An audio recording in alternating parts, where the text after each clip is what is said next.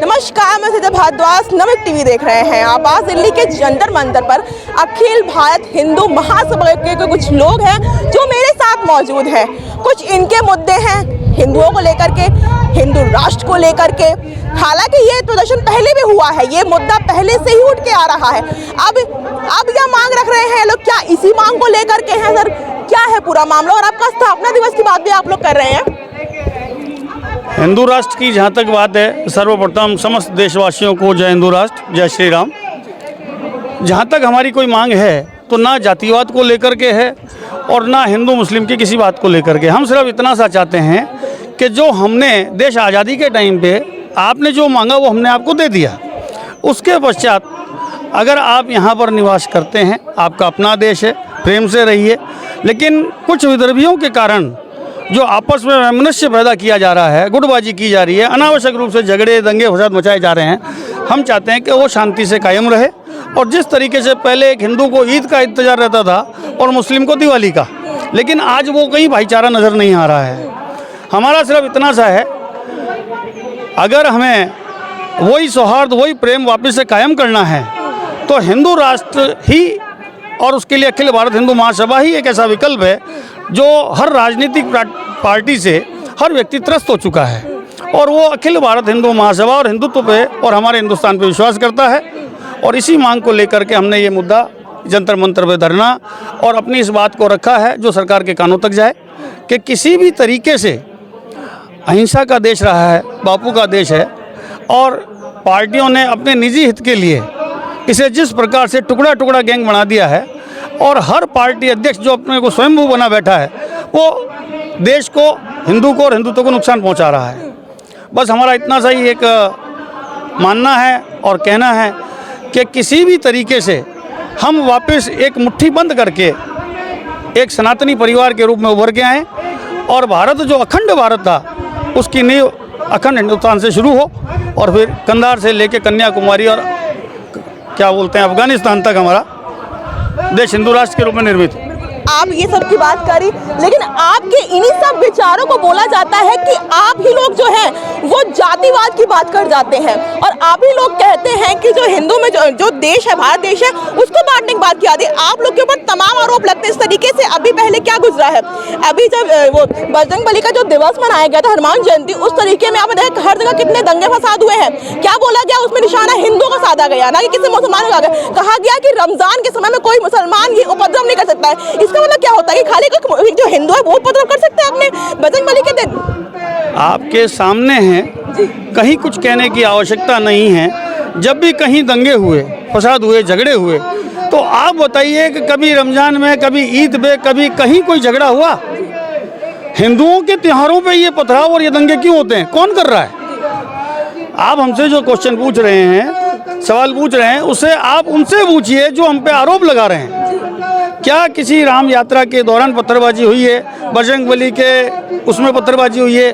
कांग्रेस शासित प्रदेशों में जो हिंदुओं के मंदिरों को तोड़ा जा रहा है और राजस्थान इसमें विशेष करके आगे आया है, तो कहाँ किस कोने से ये दर्शित होता है कि कोई हिंदू कोई दंगा करना चाहता है? कोई हिंदू अपने घर में किसी के खेत को जला करके खुद के खेत को हरा नहीं किया जा सकता। और ये उनको समझने की आवश्यकता है जो इस प्रकार के दंगे फैला करके आपस में वैमनस्य पैदा कर रहे हैं। हिंदुओं का कभी किसी से कोई वैर भाव, कोई दंगा, किसी को चोट पहुंचाना, किसी का अहित, ये हिंदू के शास्त्र में ही नहीं लिखा है। सनातन में कहीं ये नहीं लिखा है कि आप किसी को तोड़ करके अपने आप को जोड़ पाओगे। आपका जो सवाल है कि हर जगह हिंदू पे आरोप लगता है, हिंदुओं ने ऐसा किया। आप बताइए कि हिंदुओं का आज भी कहीं झगड़ा होता है या कोई दो आपस में लड़ भी रहे हैं तो कहीं आपको भीड़ नज़र नहीं आएगी। विदर्भियों का किसी अन्य से झगड़ा हो जाता है तो 50 एक जगह पे एकत्रित हो जाते हैं। वह क्या कारण है, क्यों है? क्योंकि यूनिटी हमारे अंदर कम है, हम एकजुट नहीं हो पा रहे हैं और हमारी संगठनात्मकता की कमी को देखते हुए 80 पे 20 भारी बढ़ रहे हैं। बस इतना ही मैं कह के अपनी बात समाप्त। सपा पार्टी के जो काफी तमाम नेता हैं, इनका नाम लोग अच्छे से जानते होंगे, जिन्होंने काफी सवाल उठाए हैं रामचरितमानस को लेकर के, उसे आप किस तरीके से देखते हैं? जी देखिए, इसके अंदर सीधी सी बात है, जितना उनके पास ज्ञान है वो उतनी बात करेंगे। अगर उनको ज्ञान होता तो इस तरह की बातें नहीं करते। अगर वो बात करते हैं रामायण की तो सनातन संस्कृति से अगर आप इतिहास में जाएंगे तो जितने भी पर्वत रहे, हिमालय है और भी जितने पर्वत हैं, सभी सनातनी नाम है। सागर है, प्रशांत महासागर है, और भी जितने सागर है सभी हिंदू नामों से है। कोई भी ऐसा कोई सागर दिखाइए जिसका नाम किसी भी अलग धर्म के नाम के ऊपर हो। तो जिनको रामायण के बारे में टिप्पणी करनी है तो वो पहले अपने घर में बैठकर ABCD की किताब पढ़ लें, उनके लिए वही ज़्यादा बेहतर है। अच्छा, एक चीज आपने देखी होगी कि वो भी अपने बयान में बिल्कुल अडिग रहते हैं। वो ये कहते हैं कि जिस तरीके से उसमें जो रामचरितमानस और रामायण की आपने बात करी है, उसमें कहा गया है कि उसमें हर एक जाति वर्ग को बांट के दिखाया गया है और उनका अपमान किया गया था, कि महिलाओं को भी निचले तबके का दिखाया गया है, और वो अपने जो भी उन्होंने कहा है उस पर वो अडिग भी बने हुए हैं। ऐसा नहीं है। ईश्वर ने जब मनुष्य प्रवृत्ति का निर्माण किया तो उसकी संरचना 4 तरह से थी: ब्राह्मण, क्षत्रिय, वैश्य और शूद्र। इनके डिपार्टमेंट आप कह सकते हैं एक तरीके से। डिपार्टमेंट्स: ब्राह्मण बुद्धि से तेज, क्षत्रिय रक्षक सीना तान के खड़ा रहने वाला, वैश्य आर्थिक रूप से मजबूत, कमर मजबूत, शूद्र पैरों से मजबूत। अब जिसको ये लोगों ने बरगला दिया कि तू नीचा है, वो नीचा नहीं है। जब तक आपके मकान की मेट्रो का आपने पिलर देखा, पिलर ही मजबूत नहीं होगा तो मेट्रो तो नीचे गिर जाएगी। सबसे मजबूत आधार तो वही है। उसी को भड़का के एक राजनीतिक दृष्टिकोण देकर हमारे सबसे मजबूत नींव को बागी करके विधर्मी बना दिया, और यही चीज चल रही है। अच्छा, आपने एक और चीज देखी होगी, ऐसा मैं नहीं कहती तो लोग भी कहते हैं कि जब जब कोई चुनाव आता है तब हमेशा जो हमला होता है वह हमेशा हिंदुओं पर हमला होता है। मंदिर तोड़ दिए जाते हैं, हिंदू मुसलमानों को भिड़वा दिया जाता है। क्या इस बात से सहमत रखते हैं आप? 100%। जहाँ भी चाहे चुनाव हो या कोई भी धार्मिक आयोजन होगा, वहाँ पे हिंदुओं के ही उसी स्थान पे ही इस प्रकार की गतिविधियाँ क्यों होती है, मैं आप लोगों से ये पूछना चाहता हूँ।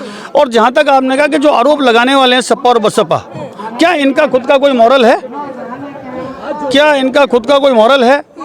पहले ये बुआ भतीजे पहले अलग थे, फिर एक हुए कोई, और यही कारण है कि हम लोग आपस में यूनिटी नहीं करके आपके समक्ष है, तो कुछ कहने से अच्छा है।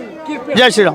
इस तरीके से बागेश्वर धाम बाबा की बात हुई, जब उन्होंने भी हिंदू राष्ट्र की बात करी तो उन पे भी तमाम आरोप उठे। उन्होंने भी कहा है कि वो देश की बांटने का काम कर रहे हैं। देश को कौन बांट रहा है? देश पहले बढ़ चुका है। नेहरू और गांधी के टाइम पे 1947 में 75 लाख देकर के आपने जो मांगा हम दे चुके जिन्ना के टाइम में। आज कौन बांट रहा है? आज तो हम अपने एकीकरण की बात कर रहे हैं कि ध्रुवीकरण को खत्म करते हुए हम समस्त एक हों, एक करके हिंदू राष्ट्र का निर्माण करें और अखंड भारत का निर्माण करें।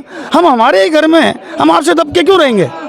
तो अब हिंदू राष्ट्र की बात तो आप लोग कर रहे हैं, हाँ। तो मेरा आखिरी सवाल यही रहेगा कि आप कैसे देखते हैं और कैसे बनेगा हिंदू राष्ट्र?